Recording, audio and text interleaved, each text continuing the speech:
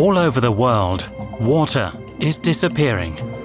This isn't a river, just stones. This film finds out where. This is not farming. This is an agribusiness. Why aren't we as important as other people? A search for the causes of this crisis. We don't have to transport animal feed across continents. It is wrong. They're stealing the water from future generations. Who's profiting from this exploitation? It's $1 billion business. Delete that question. And who's paying the greatest price? We adults can survive it, but not the children. I cannot tolerate this. This is our earth. Overexploitation, climate change, pollution. Are there ways out of the water crisis? When I think of southern European rivers in particular, then I'm afraid.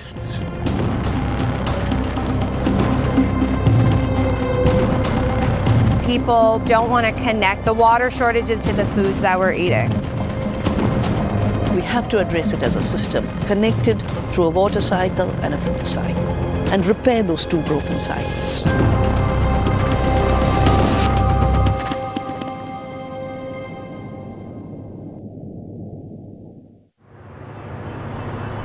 The Nile gave rise to one of the world's first civilizations in Egypt. Today, the nation is a military dictatorship and water security a major political issue. Nada Arafat is one of the last independent journalists operating in the country. She works for Madamasa, a news website blocked in Egypt.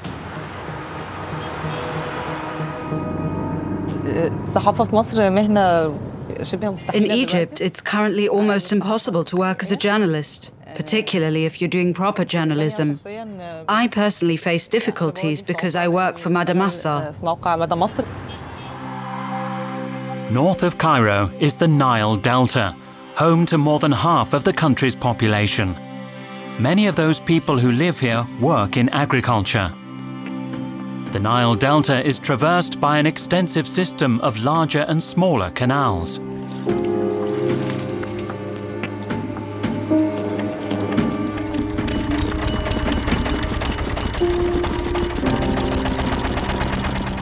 Farmers have been irrigating their fields here for 5,000 years. In the past, they used Nile floodwaters, digging channels to divert them to their land. Today, diesel pumps make the job easier, but this approach requires a lot of water. This is generally how we use fresh water around the world. Around 10% is used in private households, for showering, washing, drinking. Around 20% is used in industry, leaving 70% utilized in agriculture, giving it a major share of responsibility for the global water crisis. In recognition of the problem, the Egyptian government is trying out new approaches. For example, lining canals with concrete to minimize water loss and improve distribution.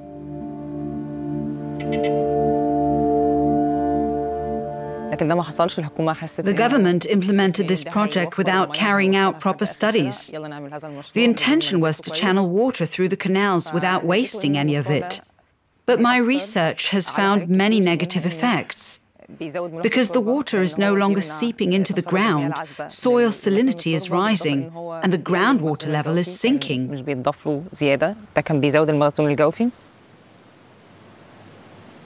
We requested a comment from the Egyptian government, but got no response. Egypt is the world's 5th largest exporter of potatoes. Less groundwater and soil with higher salinity levels could damage agricultural business in the long term. Farmer Mohammed El Goughari depends on the Nile carrying sufficient volumes of water. In this favorable climate, crops can be harvested several times a year. but cultivation requires a lot of water.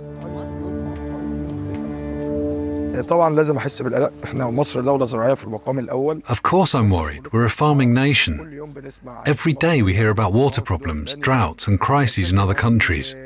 We're struggling with irrigation issues and a decline in rainfall. It's all very unsettling.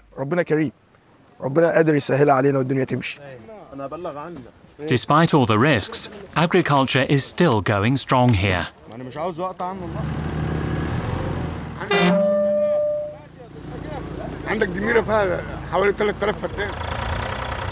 And after the harvest is before harvest. In the Egyptian winter, potatoes are sown for export in Europe in the spring.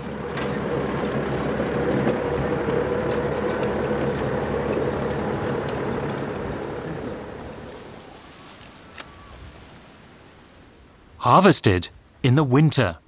Strawberries for markets abroad.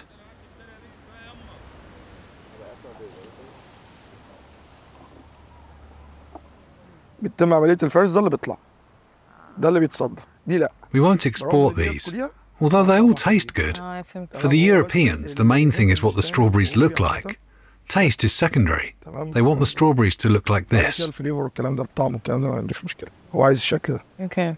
That's the ideal shape you get in Europe. These we sell in Egypt.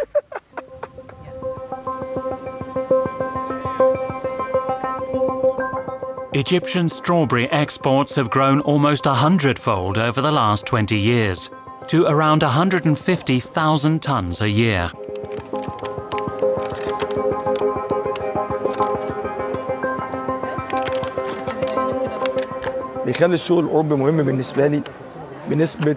The European market is crucial for me because the prices are higher.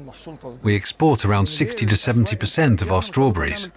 Our growth depends on foreign markets. Last year I planted 30 hectares. This year 60. Without new markets, there's no growth. But in turn, that growth is exacerbating the Egyptian water crisis. And this farm is one of the smaller ones.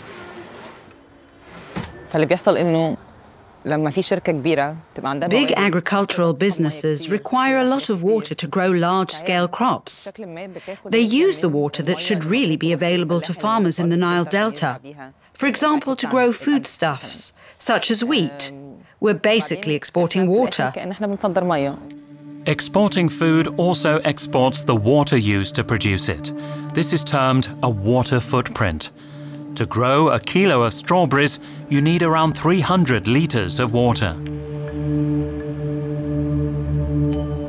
A kilo of potatoes needs 120 litres. If those potatoes come from Egypt, the climate there means they need up to 420 litres of water per kilogram. The decisive factor is how the crops are irrigated. In Central Europe, rainwater largely does the job. In Egypt, on the other hand, irrigation is almost exclusively through human intervention. Many of the world's key agricultural regions are in particularly water-stressed areas. The Colorado River in the United States is one of the main arenas in the global water crisis.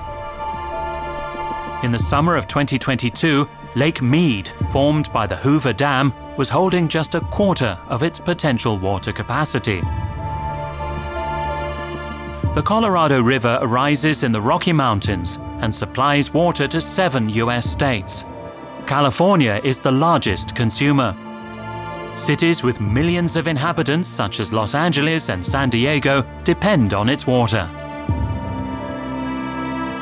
But most of it flows into this agricultural zone in the middle of the desert.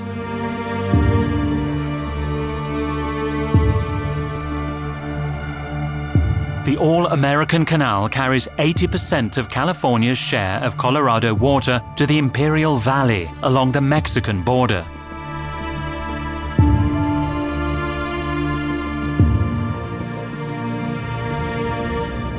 Trevor Tagg is a second-generation farmer here. So this is the border. This is the All-American Canal right here. Like all other farmers here, Tag is wholly dependent on the waters of the Colorado. Come here. All right.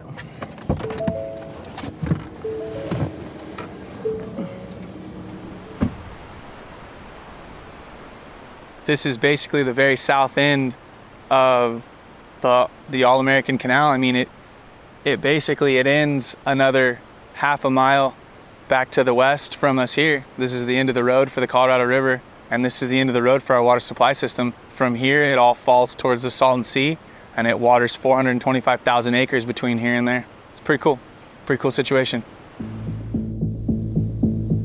Until the early 20th century, the Imperial Valley was an uninhabited desert.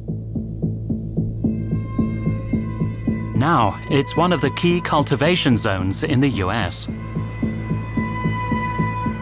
All thanks to the waters of the Colorado River. The most important crop is clover, or more precisely, alfalfa, animal feed. This time of year, we're chasing color.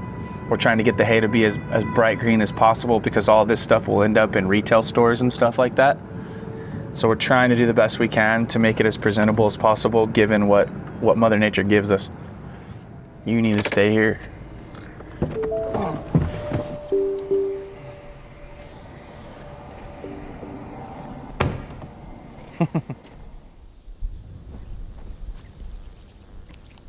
Trevor Tag irrigates just as the ancient Egyptians did, using flood waters. We open a series of check slides. The water runs for a particular period of time, and then we close them back up and move to the next, and it's just a cascade gravity-fed irrigation system that just staggers along. No electricity, no fuel, nothing, just gravity. And gravity and a clock. It's pretty interesting, pretty simple. But this irrigation method requires huge volumes of water. After all, in temperatures of more than 40 degrees, much of it evaporates.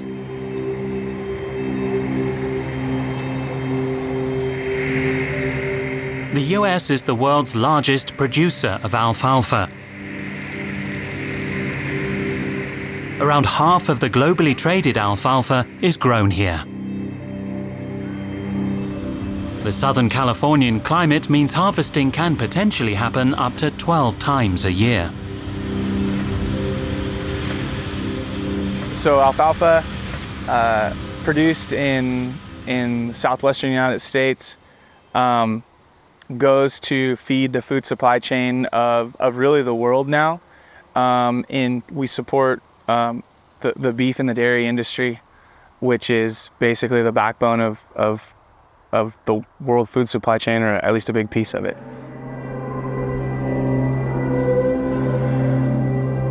California is the largest producer of beef and dairy products in the United States. Here in the Imperial Valley, there are around 140,000 cattle on this farm alone. Almost half of California's water is used in the meat and dairy industry, mainly due to the water-intensive feed plant, alfalfa. So the question is what's the highest and best use of the water? I don't care to get into the politics of what's more important, but because obviously I'm biased in farming, I think the highest best use for water is in agriculture first and foremost, because we share the fruits of that labor with everybody in the same community. And it will continue to get heavily contested, and that question will continue to be debated going forward.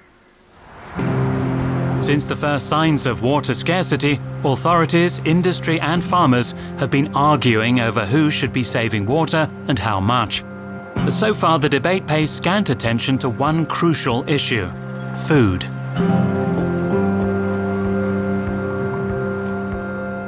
Jennifer Stojkovic wants to change that. Doesn't get more American than this, does it? I think that there is an intentional disconnect. I think people are willfully blind to the connection around them of these extreme temperatures that we're in, the water shortages that we're facing. They don't want to connect it to the foods that we're eating. Animal-based foods require particularly large amounts of water. For a litre of milk, it's up to 1,000 litres. For a kilogram of cheese, it's 5,000 litres. And for a kilo of beef, as much as 15,000 litres of water. If cattle are exclusively fed instead of being put out to pasture, things get especially dramatic. This is because feedstuffs like alfalfa, soya and maize are usually artificially irrigated, a process requiring large quantities of water.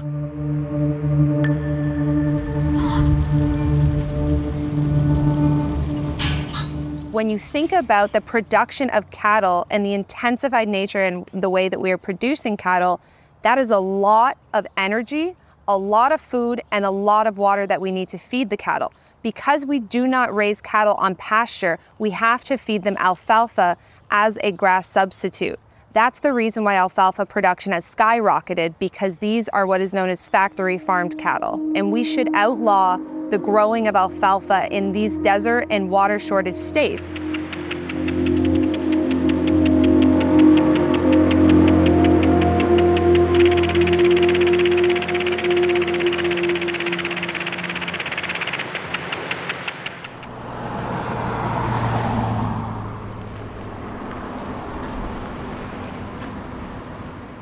Farmers like Trevor Tagg feel they're being scapegoated.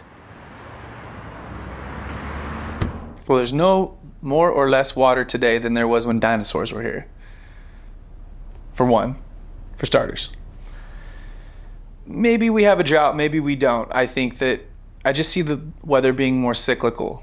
Remember, my whole world revolves around the dirt, sun, water, and a few seeds. So as far as being an environmentalist is concerned, I would argue I'm more environmentalist than anybody who claims to be.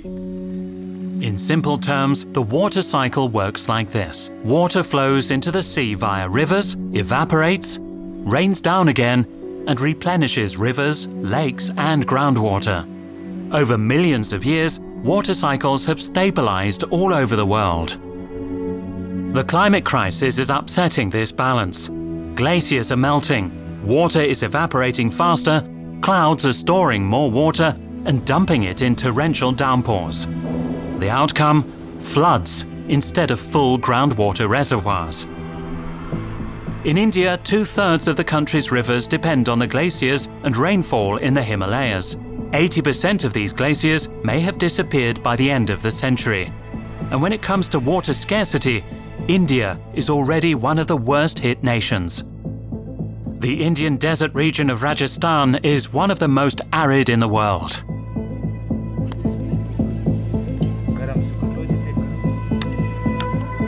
For thousands of years, people have survived in such hostile environments by building wells.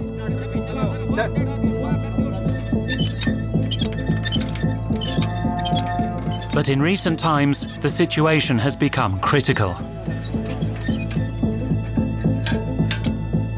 When I started 15 years ago, the water level was 150 meters deep.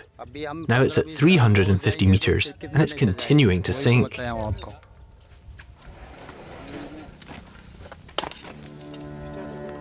India is home to around 18% of the global population. But the country only has access to 4% of the world's freshwater resources. It's a problem that's being further exacerbated by the climate crisis.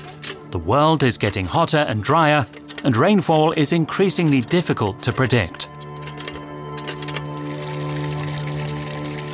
Especially hard hit, the desert region in the country's northeast. Here, many people are already reliant on drinking water deliveries by tanker lorries.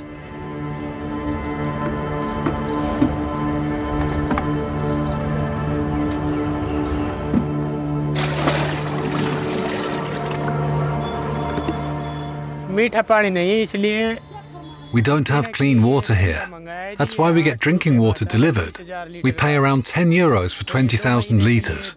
That's enough for 2 to 3 months. The groundwater here is salty. We can't drink it. Groundwater salination is the result of over-exploitation by farming.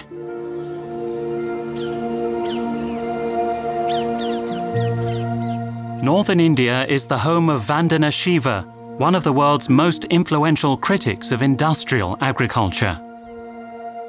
You know, these are all native seeds. And look how big they grow if they're looked after. People assume, you know, bigness always comes from a hybrid seed. No, a native, and that's linseed, which, you know, I help the farmers with marketing their produce. And women, you know, urban women come in and say, "Oh, do you have the German seed?"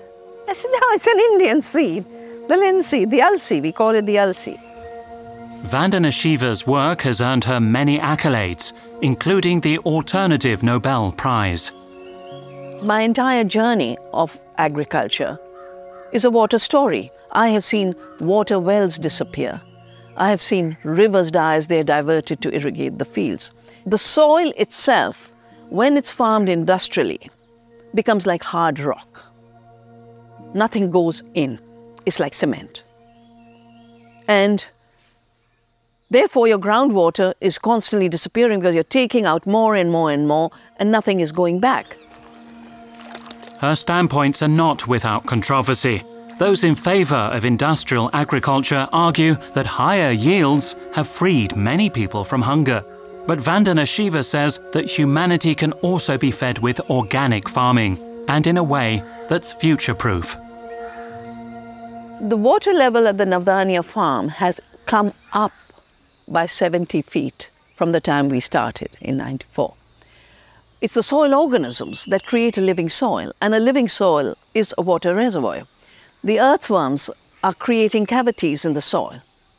The bacteria are decomposing the organic matter, and they aerate the soil and create spaces in the soil to hold the moisture. And that's how our groundwater has risen. Ancient plant species grow on her land, including an old alfalfa variety. The clovers and the alfalfas that are very healthy for the soil and very healthy for the animals, and they're part of an ecosystem that reduces water use, regenerates the soil, and is good, healthy food for the ecosystem as well as the animals. A natural cycle, but only if it is operated sustainably. This cycle has been destroyed in industrial agriculture. Spain's largest river flows in the northeast of the country, the Ebro. In the region of Aragon, one of the country's most important cultivation zones has developed along its banks.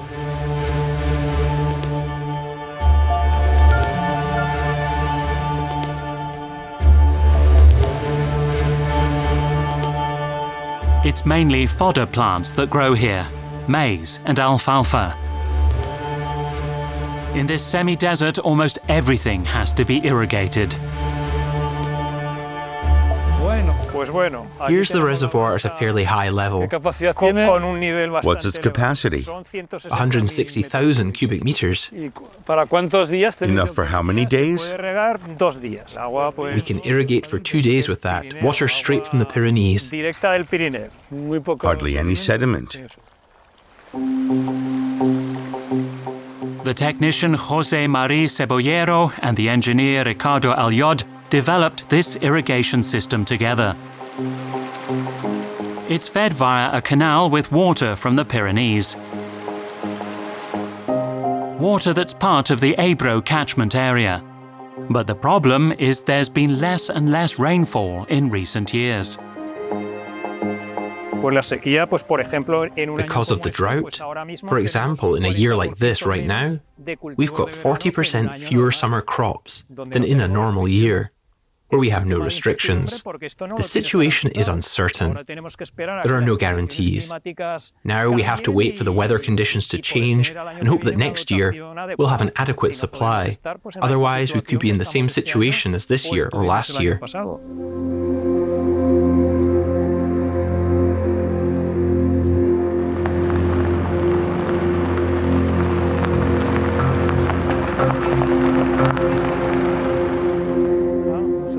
The Another special feature of this irrigation system, it's computer-controlled, ultra-modern and designed for efficient water utilization. Ricardo Aljod is also conducting research on water wastage through agricultural irrigation.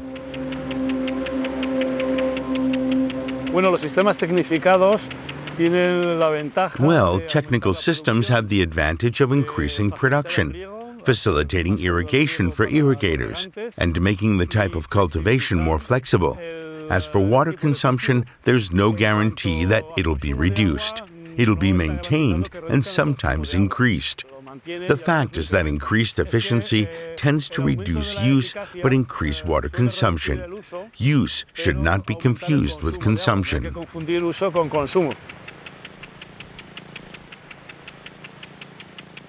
The reality is, more efficient irrigation methods often increase the area under cultivation and ultimately lead to more water consumption. This alfalfa will probably be harvested in 3 days. And the farmers will be looking for big clients? Yes. Most of this production goes to China or the Gulf states.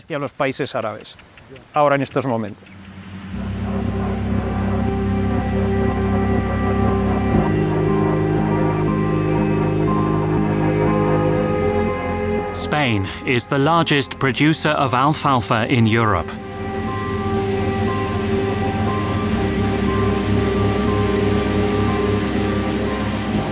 And despite the water crisis, the sector expects continuous growth.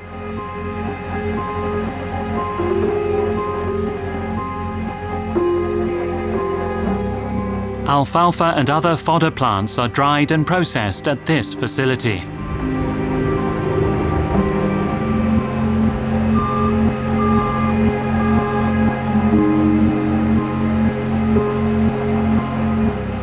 Despite the growth forecasts, the Spanish alfalfa producers' representative, Luis Machin, is unhappy. La situación es que, bueno, nosotros vemos que cada vez hay menos agua, cada vez tenemos más problemas para... We're seeing that there's less and less water, and that we're having more and more problems collecting water. We're worried about that. Spain hasn't had a clear policy on this issue for years. We don't just use the water for irrigation, we use it to produce food. What we produce feeds animals, which in turn feed people. We're part of this food chain. Alfalfa is ultimately used to produce food.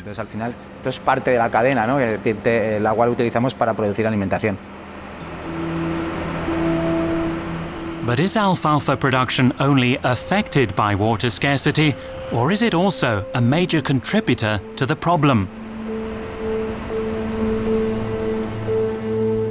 In the summer of 2023, the waters of the Ebro sank to their lowest level for more than 100 years.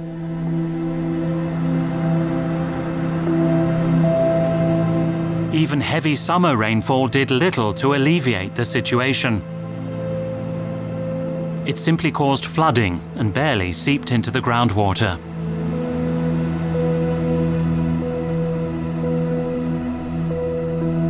The reservoirs are almost empty. Aquí estamos observando una zona húmeda alrededor del pantano. Here on the bank, you can clearly see a damp area. This is partly due to the capillary forces in the soil.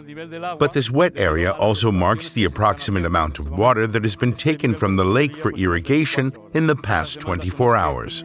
Se atienden para el regadío, básicamente.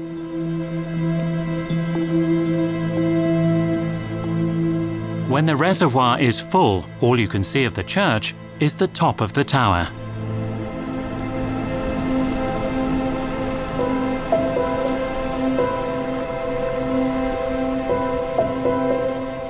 The ruins of a once submerged old village, revealed by the water crisis.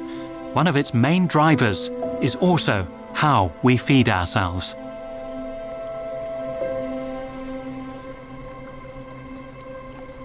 Los cultivos que van destinados a alimentación animal y que son altamente demandantes. Fodder plants like maize and alfalfa consume the most water. La alfalfa, que son los de máximas demandas, Their acreage has grown so much it exceeds the capacity of the river catchment area.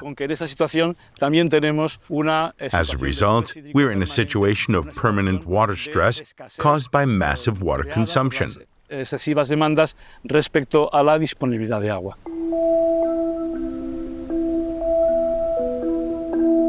So low water levels in the Pyrenean reservoirs and the Ebro are linked to excessive demands for fodder such as maize and alfalfa. More than half of the water used for irrigation goes into animal feed. And what's the producer's take on this? The question doesn't make any sense. You can delete it. I can't tell you anything about that because I don't know how you came up with it. Across the whole region where irrigation takes place, there are many different tributaries from the Pyrenees, not just from the Ebro. But it's a discourse, right? No. The question doesn't make any sense. A reminder.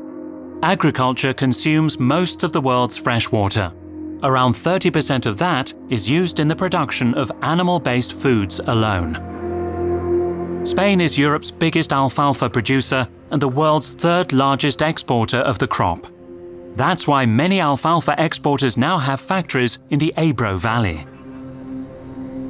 The largest of these from the United Arab Emirates, Al Dhahra, clearly proud of its global business credentials. Al Dhahra is the world's leading producer and supplier of forage for the animal feed industry, notably high-quality alfalfa. The group has the capability to farm and source an unmatched 3 million metric tons of forage and feed commodities annually. Al Dhahra ranked and amongst the top export customers of the port of Barcelona. From there, the company ships the alfalfa from the Ebro Valley. Al Dhahra is now so large, we encounter it several times in the course of our research. Water shortages are prompting a global push to save water in farming. I think it continues to become a conversation of what's more important, food or communities and stuff like that. And it's hard because the communities, those big populations of the people that are buying this stuff, right? How you divide that out and how... I'm not smart enough to think how you would do that at all.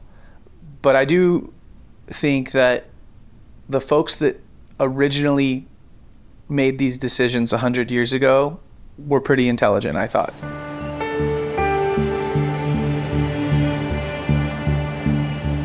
To this day, Colorado waters are distributed in accordance with an agreement that's over 100 years old. Mexico's share is around 10%. For a long time that was enough, but now there's quite simply less water to go around. Now the Colorado dries up before it reaches the sea. Salt water from the ocean is seeping into the delta and increasing soil salinity. This is a threat to flora and fauna, as well as the people who've lived here for generations. Leticia Galavis is a member of the indigenous Cucapá tribe. Here you can see what's left of a Colorado River tributary. As you can see, it's dry, there's no more water. She learned to swim in this river.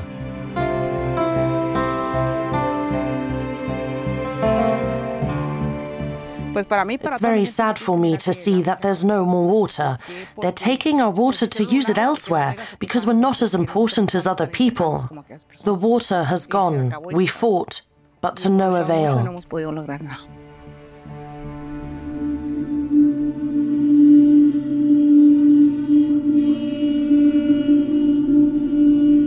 By another Colorado tributary that still carries water is the village of El Mayo, still home to 250 members of the Cucapá tribe.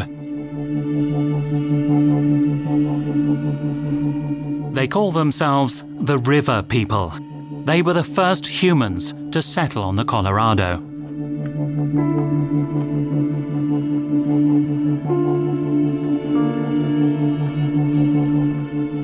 Are there any mullets? There are fewer and fewer places where the kukapa can catch fish. Fishing is our livelihood. That's why it's so important that the Colorado has water, because fishing feeds many families and the entire community. Our ancestors caught fish.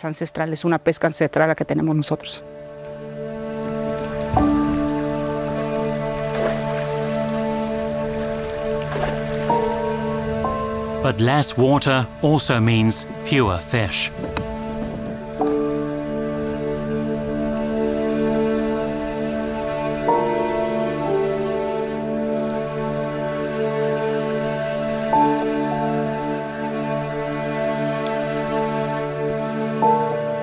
With grave consequences for the Kukapa people.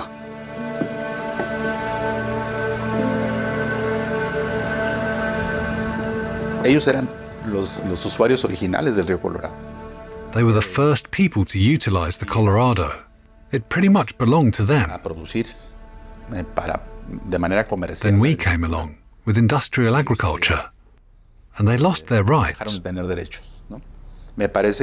But I believe that this crisis also presents an opportunity to involve indigenous communities once again, to save their know-how on better ways to manage the soil, plants and water.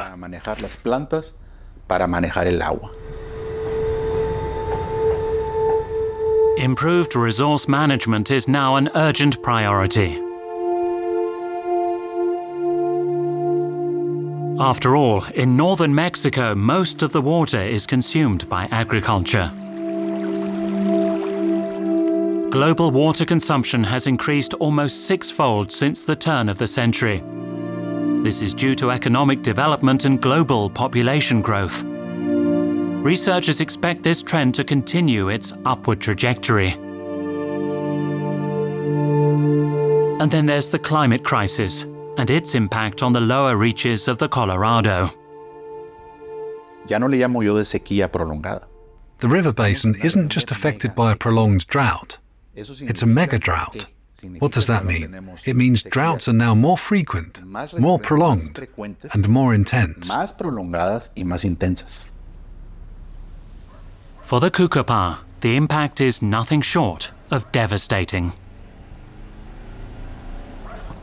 Take the fish out. Leticia Galavis and her son Carlos are preparing fish for sale. Carlos caught them the previous night.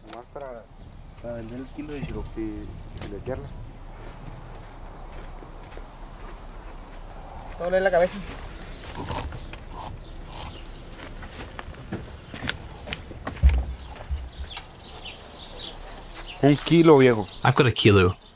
Helga? A kilo. It's just enough to live on, for now. But what does the future hold for Carlos and the other young Kukapa? It's the only thing they know how to do. They haven't studied. Fishing has no future, but they can't do anything else either. That's why we're asking the government to put more water in the Colorado. That's all we're asking for. The water is like the blood in our veins. If we have to give up fishing, our culture will die.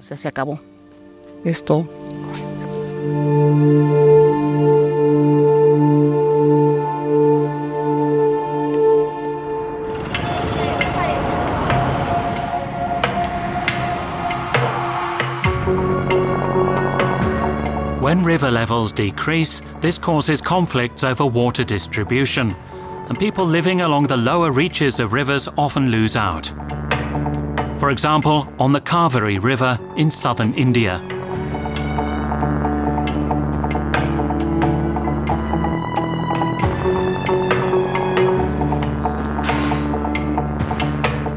K.M. Rengarejen represents the farmers living here. If Karnataka doesn't let water through to Tamil Nadu, there won't be enough water for irrigation here. That affects us farmers.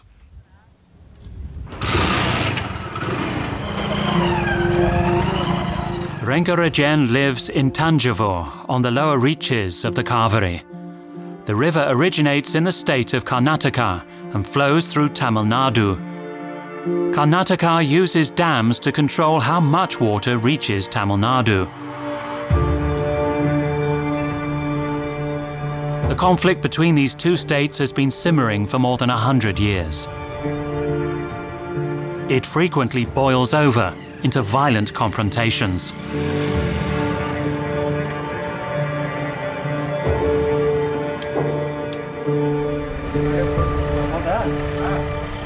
Agriculture depends on water, and people depend on agriculture.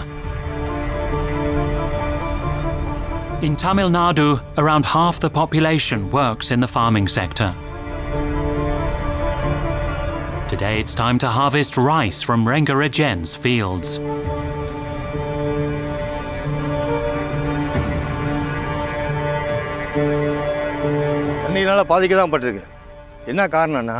If it doesn't rain, we're totally dependent on whether Karnataka lets water through. This year, the harvest is really good because it rained and Karnataka let water through. But in previous years, we didn't get any water.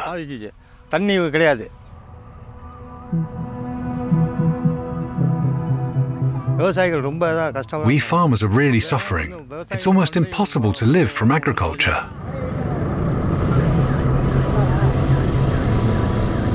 Rice is a water-intensive crop, requiring at least 3,000 litres to produce 1 kilo.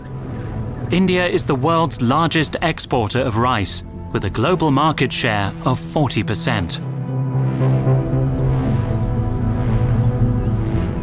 60% of the Kaveri's water is used to irrigate agricultural land.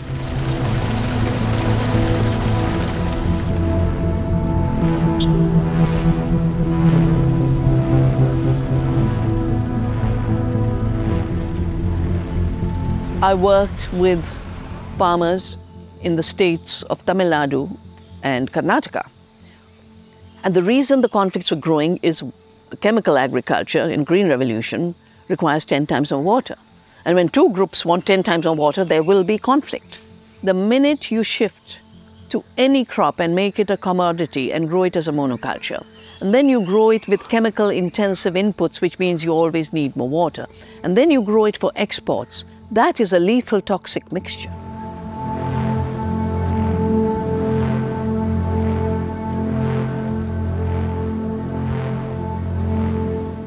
Hi, Ruchi. I just finished this little round. Yeah? Everything good? You left the boys behind? Yes, at least for a few hours. I told them come around. On Vandana Shiva's farm, people learn organic farming techniques. One of her key projects, seed banks.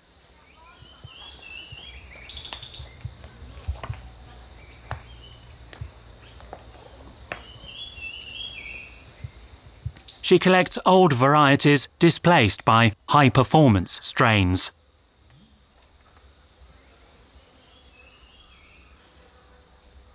We had 200,000 varieties of rice evolved by peasants of this country.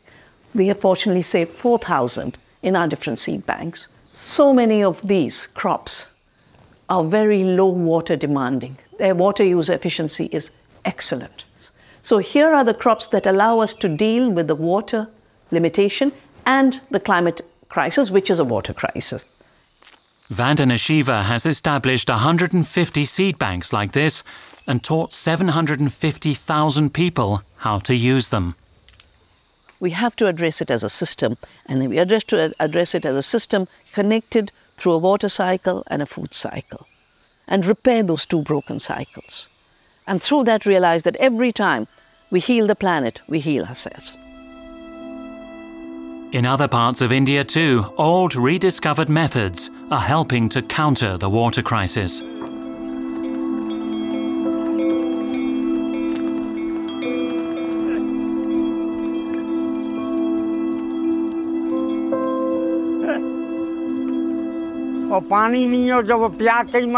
During the drought, there wasn't even enough drinking water for the people here. We had to lead our herds of cattle over long distances.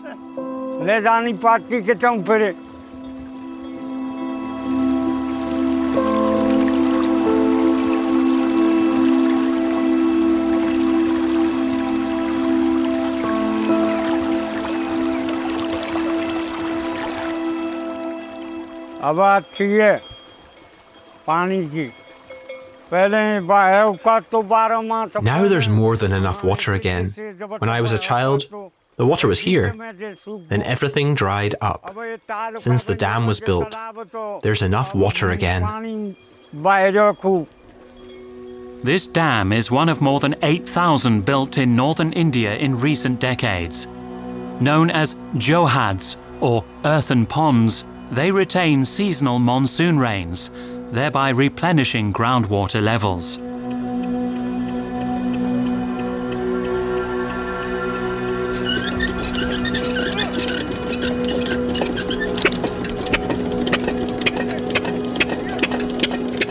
The result? What used to be barren land is now an expansive cultivated zone.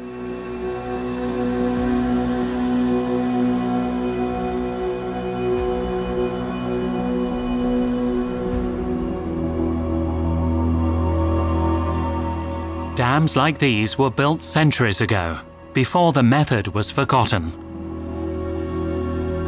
This man was responsible for reviving it, Rajendra Singh, also known as the Waterman of India.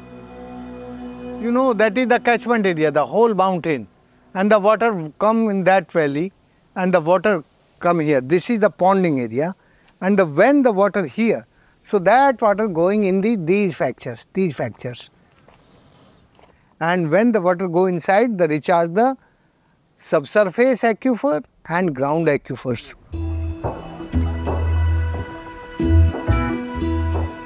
Rajendra Singh has won many awards for his work, including the prestigious Stockholm Water Prize, also known as the Nobel Prize for Water.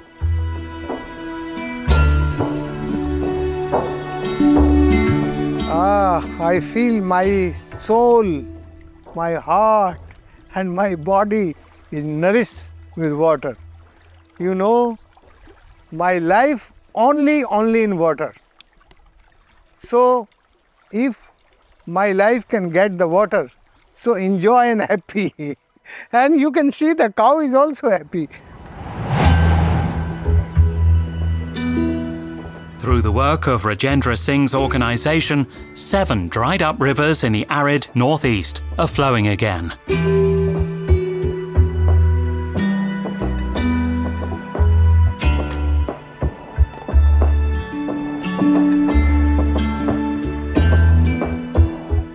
In a village near the Indian city of Karauli, these men and women are carrying out maintenance work on a dam.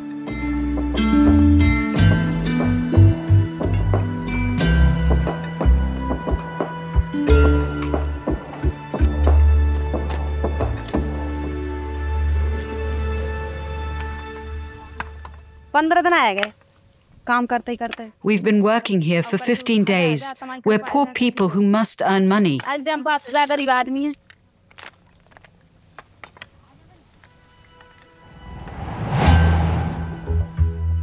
The women earn around €4 a day.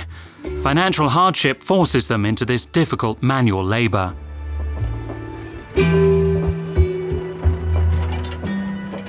But there are also long-term benefits for the people here.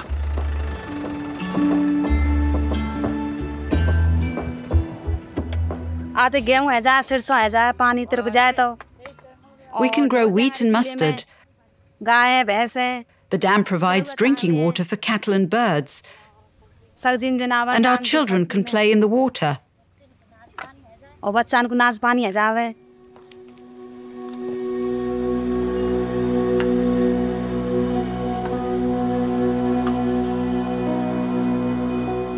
Rajendra Singh's projects have brought water back to more than 1,000 villages.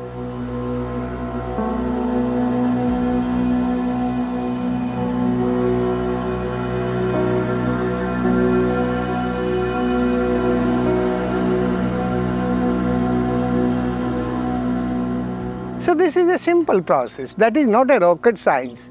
This is a simple science with sense. But whether it solves or creates problems depends on the type of dam, as we can see near the world-famous Bay of Saint-Michel in Normandy. The Sélune River empties into this bay, It used to be teeming with salmon, but they've not been able to migrate here for several decades. Swiss biologist Roberto Epler founded the European Rivers Network, an initiative to protect the continent's waterways. He's battled for decades to see this day.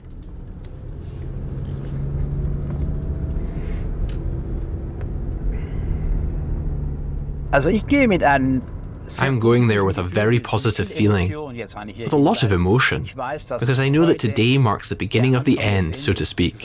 Namely, that within a few weeks, the river will be completely free. For more than 100 years, 2 large dams have prevented the Sélune from flowing freely.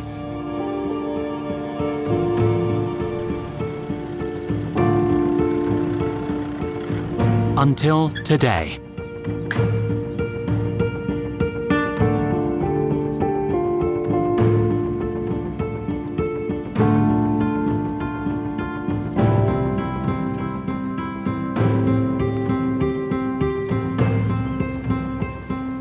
In 2022, work began to drain the water from the reservoir.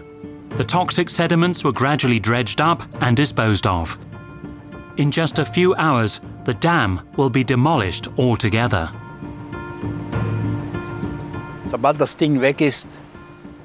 Once that thing's gone, it'll be one of the high points of my life. It's already the second dam to be cleared from the Sélune, giving us an open river landscape just as it was 100 years ago, with lots of salmon, plenty of life and biodiversity. A proper river that can simply flow out to sea. When the dams were built, no consideration was given to the fact that fish and other animals are crucial for healthy river systems, and therefore also for an intact water cycle.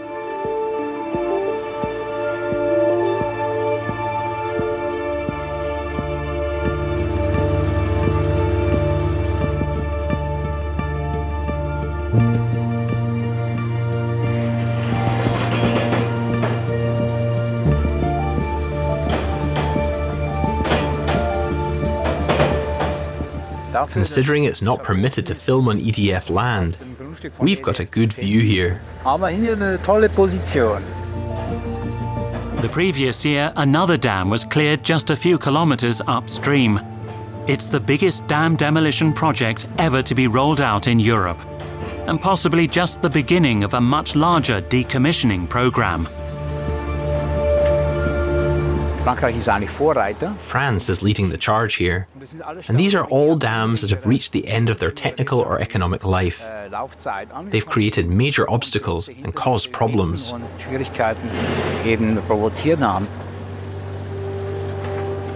In just a few months, the former reservoir site will have been reclaimed by nature.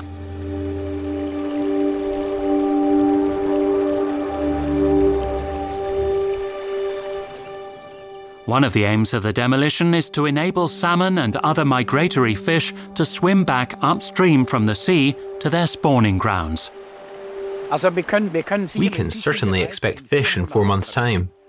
As soon as the construction work is more or less finished, the fish can swim through again. If it doesn't like it, it can keep swimming and find hundreds of spawning grounds further upstream. Ideal conditions for the successful reintroduction of the natural species of salmon. The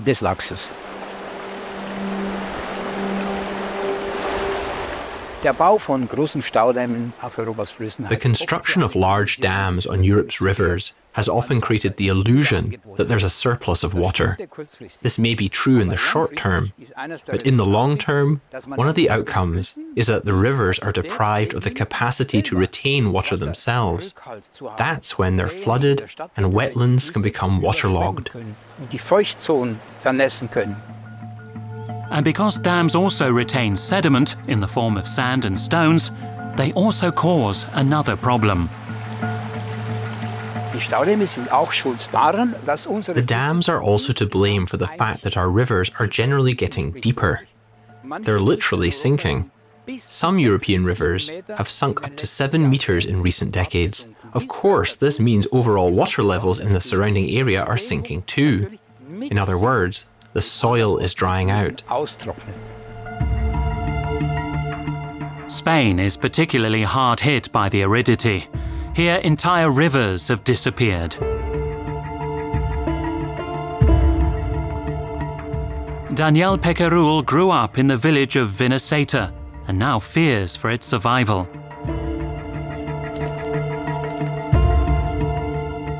This dried-up river is called, of all things, aguas vivas, or living water. It's a stone desert, not a river. There's nothing here but stones.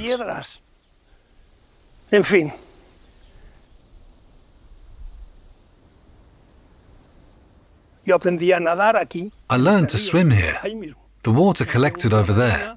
There were wells. Today, there's nothing left.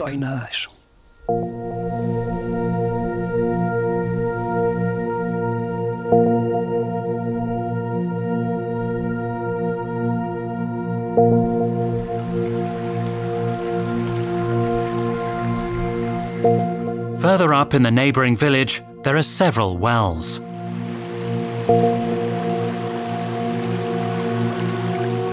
This stream still carries water here, a cause of disputes.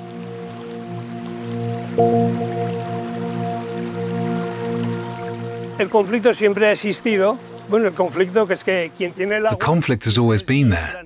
Those who have water say it belongs to them and that they need it themselves. We're only asking that a small amount of water be systematically channeled down to us, because a river should carry water.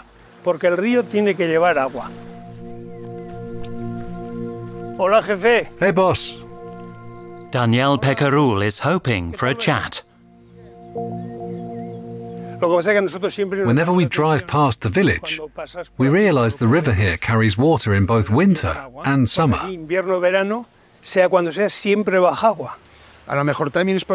That's partly because up here, we don't overuse the water as much as other places. We've maybe got 6 wells here. There are countless wells further down. Overexploitation is the reason why you don't have any more water. The large areas of cultivated land and livestock farms. There are lots of olive plantations down there, all of them irrigated with groundwater. It's the end for Belchite. Of course, the river's running dry because of the number of wells in the area.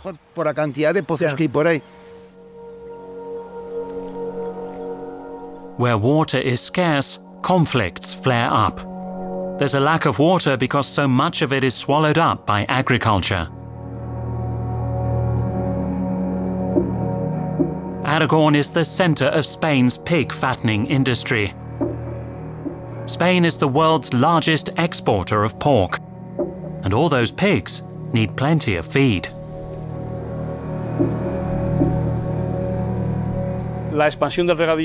We mustn't expand irrigation indefinitely because water is finite. If we expand irrigation because the climate crisis and certain products make it necessary, then we must bear in mind that this can't be a permanent solution. Because if more than 40% of the water in a river system is used, the system will collapse. This is already the case in most Spanish river systems. This isn't a problem faced by Spanish river systems alone. Overexploitation on a massive scale is happening across the entire Mediterranean region.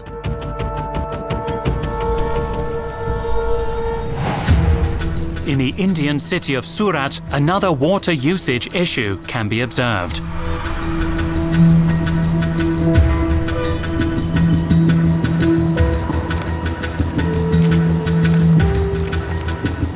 As well as overuse, our water is also threatened by pollution.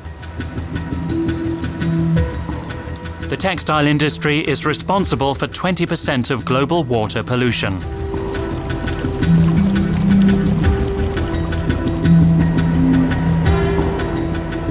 The sector is strictly regulated in Europe, which has outsourced the most polluting processes to countries like India.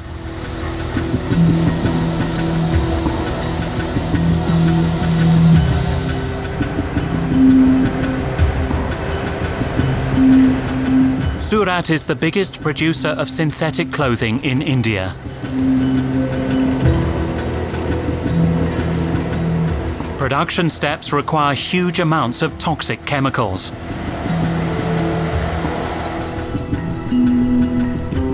Often these are discharged into water systems untreated. Textile worker Raju Manji doesn't just work with these toxic chemicals, he also lives right next to wastewater channels.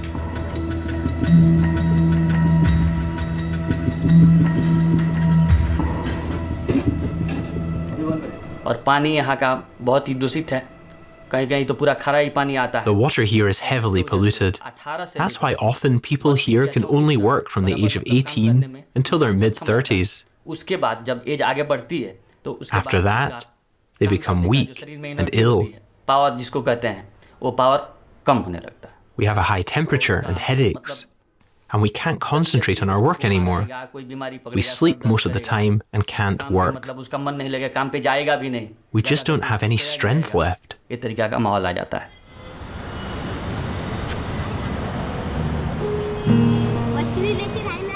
More than half of India's 1.4 billion people live without access to proper sanitation facilities.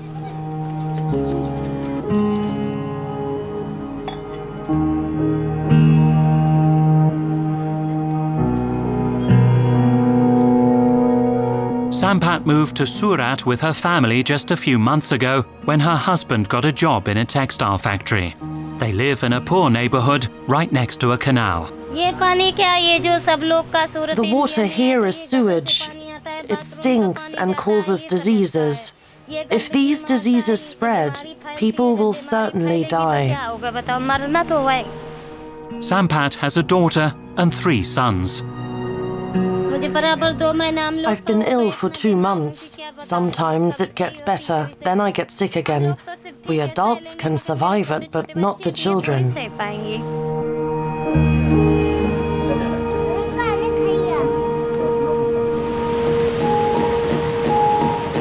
Around half of India's rivers are heavily polluted.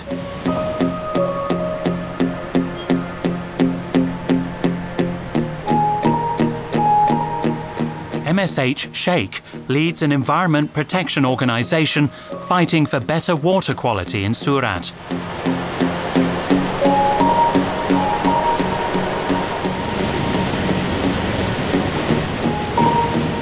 His team regularly takes water samples for testing in the lab.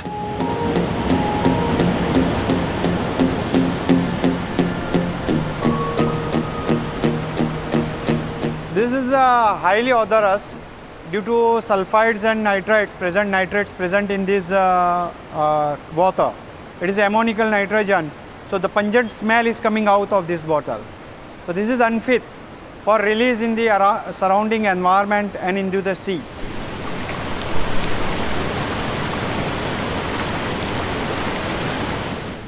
We can't do this. We should have the concept and policy that we should reuse, recycle, recover the water in each and every aspect. If the industry is there, they should treat and they should recycle their water.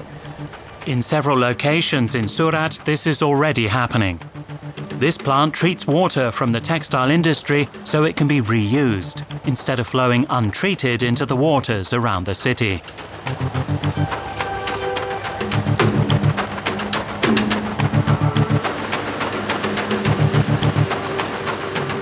Bharat Bhushan is the manager. This area, all textile units are shifting. They have planning to shift in the future. Around 400, 500 more industries are coming in this area for only textile units. The relocation of 500 textile factories would be a first step, but there are 50,000 factories like this across Surat. Nevertheless, Bhushan is proud of his plant's success.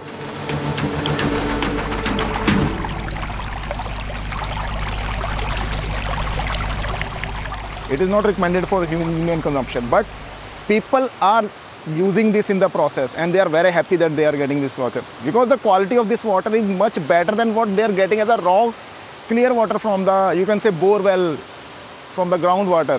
This parameter of this water is much better than the groundwater. People have no other option than to extract the water from the ground and drink it, those who cannot afford. But people in homes, you can see, they are installing water purifiers. So if you really want to consume I will say good quality water, must you filter it before consuming from groundwater.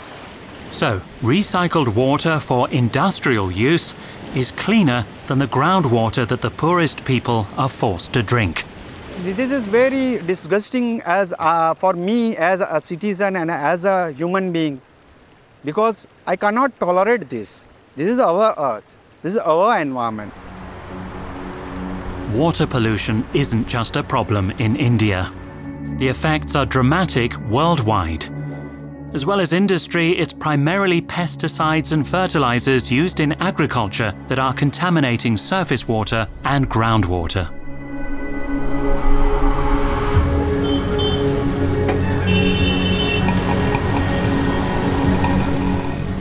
This has a knock-on effect on drinking water supplies. Siva Kumar is travelling through the narrow streets of the southern Indian metropolis of Chennai in a water truck.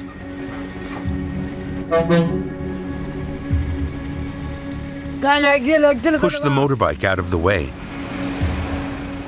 Siva Kumar drives one of an estimated 10,000 water trucks in Chennai.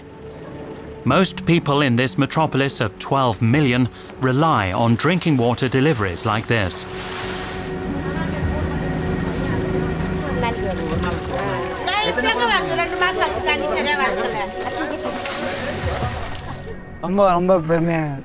I'm very proud. I've been delivering water to people for 1.5 years. I'm very happy to be driving this water truck.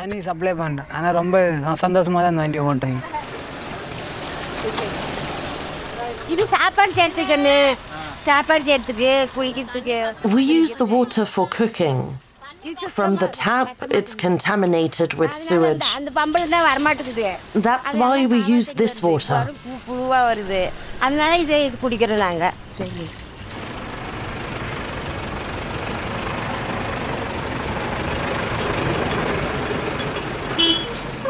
While Siva Kumar continues his rounds with the water truck, Madhuri Ji prepares dinner. She lives with her husband, her daughter and granddaughter. If we miss the water truck, we have to buy bottled water. We can't use tap water to cook, it's too salty. Water from the truck saves her money. A jug from the truck costs about 1 cent. Bottled water costs 30 times as much. Only 2% of Indians get drinking water from a tap. Around 160 million Indians have no access to clean water at all.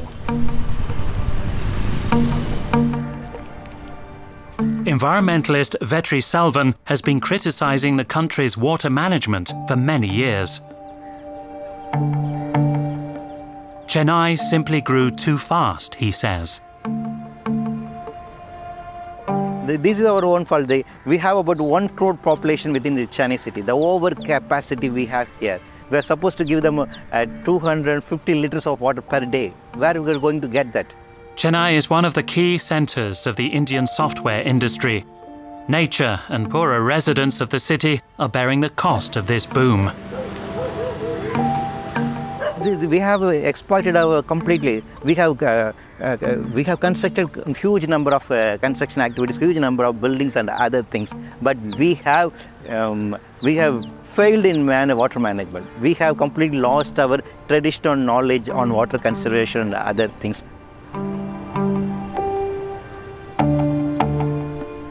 India is the most populous country in the world. More than 50 of the nation's cities have more than 1 million inhabitants. Without better water management, this is a catastrophe waiting to happen.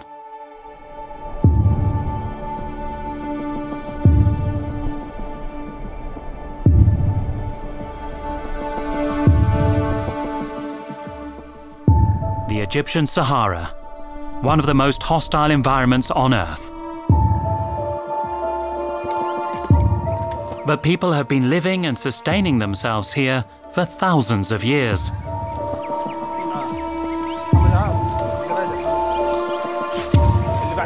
One of the most important crops, dates.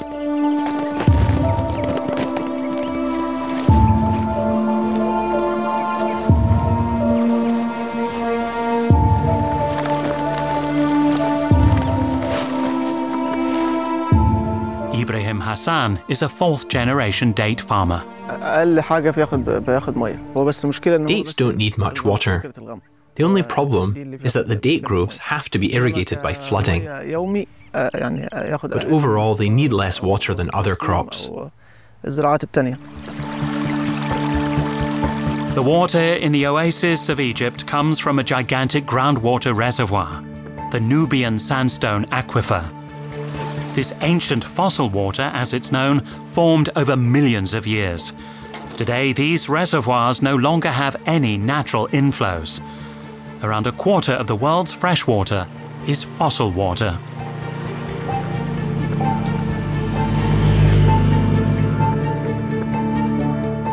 The problem is, once it's gone, it's gone.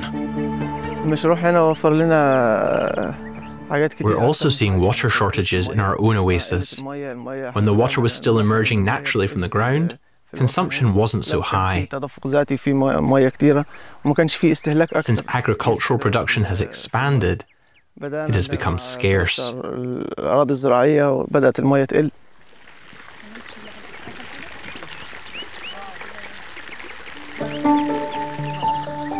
Together with the German social entrepreneur Tina Jaskolski, Ibrahim Hassan is exploring ways to make more efficient use of available resources.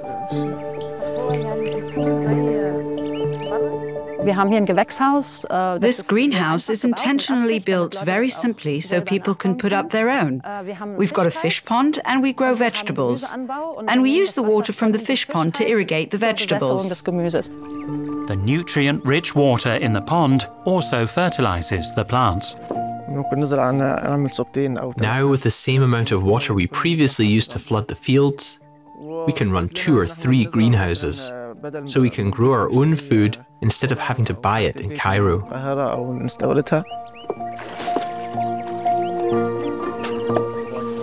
People were highly skeptical at first, but this has changed, he says. People have seen that fish production is simple and only requires ponds and water reservoirs. Now we breed fish ourselves and eat them. We're very happy about that.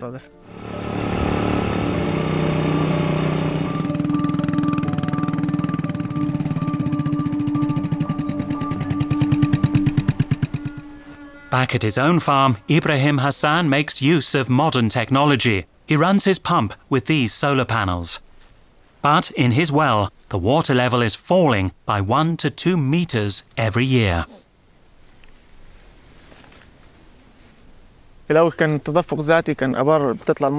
water just came out of the well at first. Then we started using diesel pumps, but water levels kept on falling until we were able to switch to solar energy, which brought us other benefits.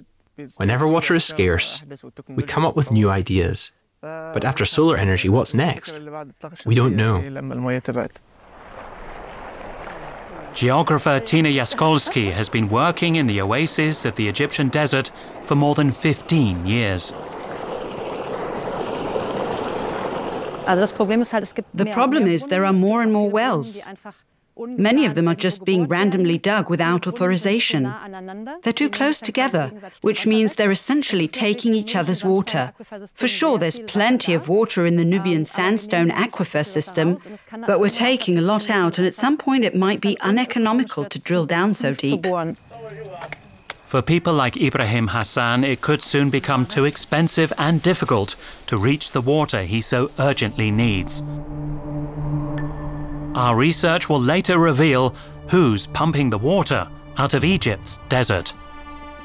A belief that water sources are inexhaustible creates problems all over the world.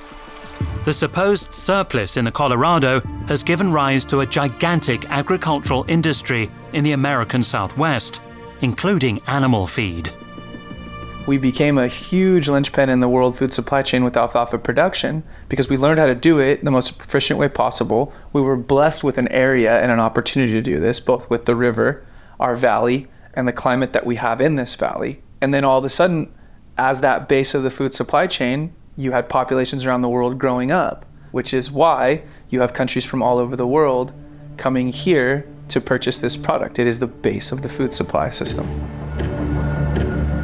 Now, foreign companies don't just come to buy, they're also growing their own alfalfa crops here in the southwestern United States. One of the biggest is Fondomonte. It's owned by the Saudi royal family.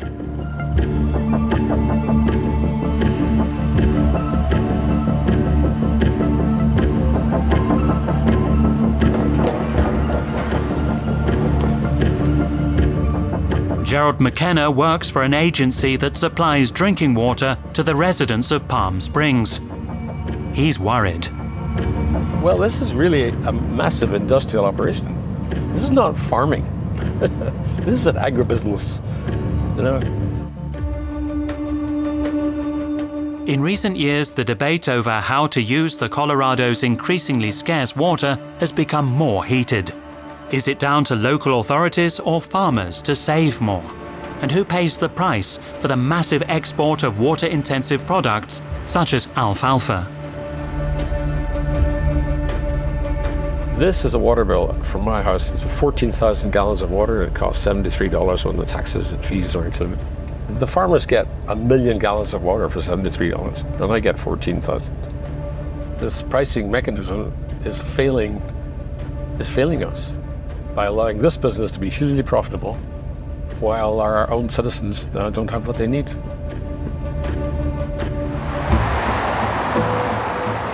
"46 million people in the United States have no access to drinkable tap water." When I think about the fact that there are Californians and Americans who are going to go without water simply so we can export our water as grass to feed cows halfway across the world, I can't help but wonder, is anybody thinking about the future of this country? There is resistance, and it's growing. In October 2023, the state of Arizona cancelled Fondomonte's leases. I think that's incredibly selfish for an American to sit here and say, oh, well, you're exporting water in the form of alfalfa. Like, because what does that alfalfa represent to somebody in Saudi Arabia or China? That's effectively taking food from them. That's a pretty bold comment. These are not small farmers that are making money from alfalfa. These are big agricultural mega corporations that are buying up most of these alfalfa fields. And there's a reason why countries like Saudi Arabia that have the same desert-like conditions have banned alfalfa production.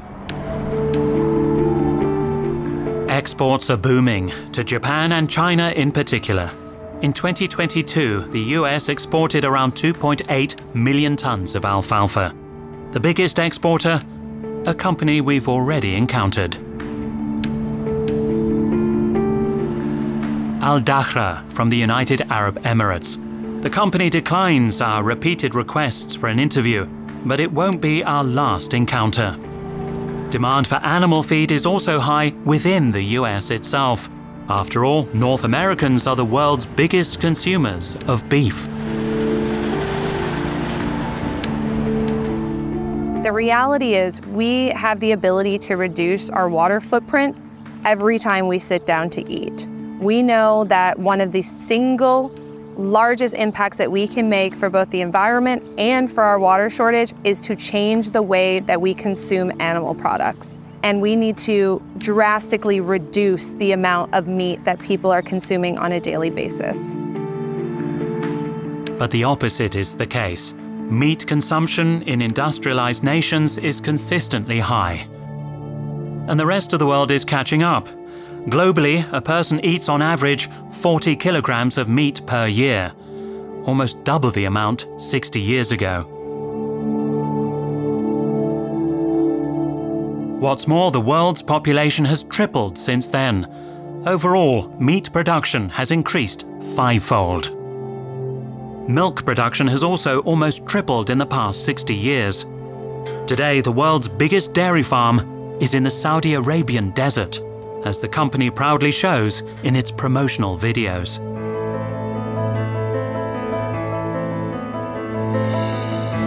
We operate 7 Al-Marai super farms across the Kingdom of Saudi Arabia. They are some of the most advanced dairy farms in the world today. The feed for these cows comes from all over the world, from the US, Spain, and Egypt. Egyptian journalist Nada Arafat is investigating the impact. To conduct her research, she travels to the desert. On the highways, the sight of Egypt's water essentially being taken away. They're probably transporting alfalfa, most of it for export.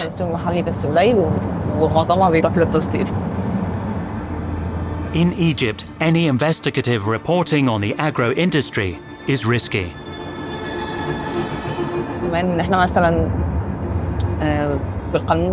Taking pictures of military installations isn't allowed. But because the military claims every plot of fallow land in the country, it could be that any field we want to photograph is military property. That could actually get us into trouble with the law. It's dangerous work. The plants are now so big they can be seen from space. In recent years, there's been a huge increase in cultivated land alongside military installations. These projects are springing up all over the country on areas that are sometimes double the size of the Egyptian capital, Cairo. This farmland doesn't belong to the military.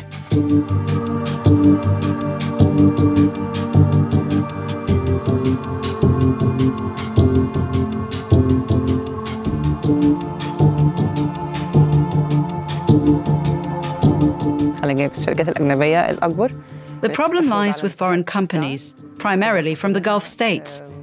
They buy huge plots of land and only grow alfalfa. They then export the crop to their countries where alfalfa cultivation is prohibited due to the high water consumption. They're stealing water from future generations. When water becomes scarce, the basis of life is destroyed. There's been a sharp rise in alfalfa exports from Egypt in recent years. What's the explanation? We meet someone who's willing to talk about the role of the military in the exploitation of water resources. For his own protection, his words are spoken by an actor. The Egyptian military leases large areas of agricultural land to foreign companies. It's a business worth billions. I know of a case where the military forcibly expropriated 14,000 hectares. The farmers lost everything. If they'd fought back, they would have landed in jail. The source is a credible one. The account is consistent with other reports on the involvement of the military in agriculture. The satellite images also show that large cultivated areas have appeared close to military sites.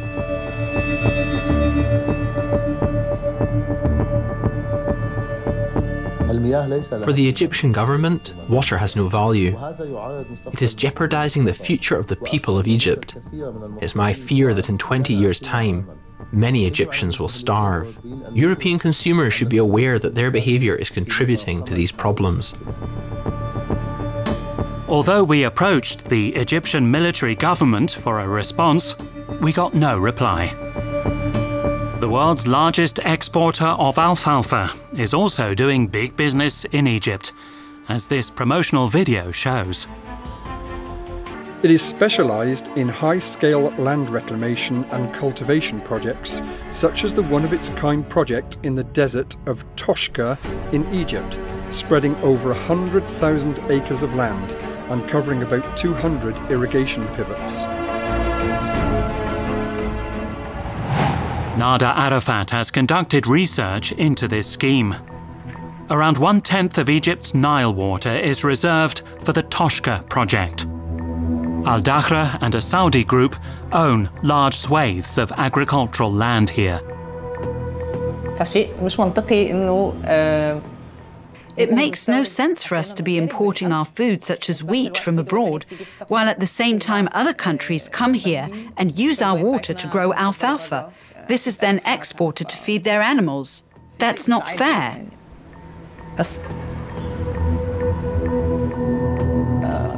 They take our most important resource, water, and export it for a lot of money.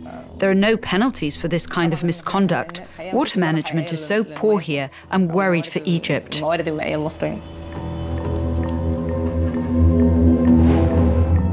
Egypt's population is growing. If this scarce resource isn't managed with the future in mind, famine could be just around the corner. In Europe, the situation isn't as serious yet. But here too, there's a need for more sustainable use of water resources. A year after the demolition of a dam along the Saloon, we meet up once again with river conservationist Roberto Epler.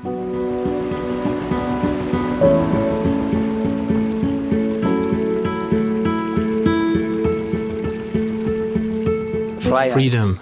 The thing is gone. It's incredible. Back to pure nature. Nature is so rapid and powerful. 2 dams were dismantled here. Now there's nothing to hinder the flow of the Saloon. Roberto Epler is meeting Laura Soisson. She's been commissioned by the French government to assess the zone's natural recovery. Salut. Hello. Good morning. Researchers are trying to ascertain whether migratory fish, such as salmon and eel, are successfully returning to their spawning grounds upstream.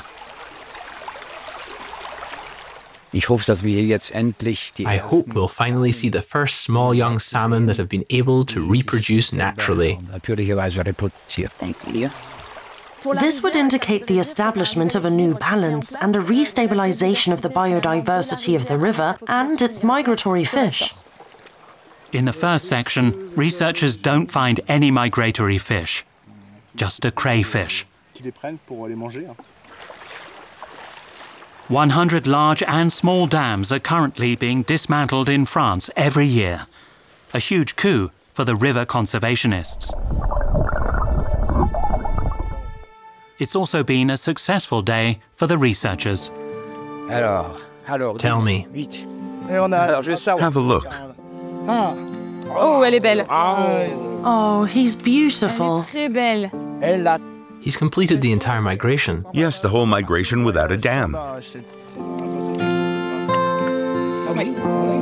The eel will now be chipped to allow for improved analysis of the development of fish stocks.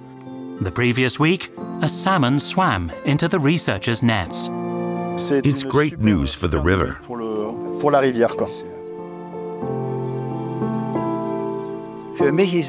I'm very pleased because the work wasn't in vain, but also that we've helped life to return. It's just a start, but along with the migratory fish, the Saloon could regain its natural balance. A balance that not only benefits nature, but us humans too. We can enhance the resilience of these rivers. This is actually a pretty fast process. And in doing so, we can increase the river's chances of staying healthy and ultimately providing us with water.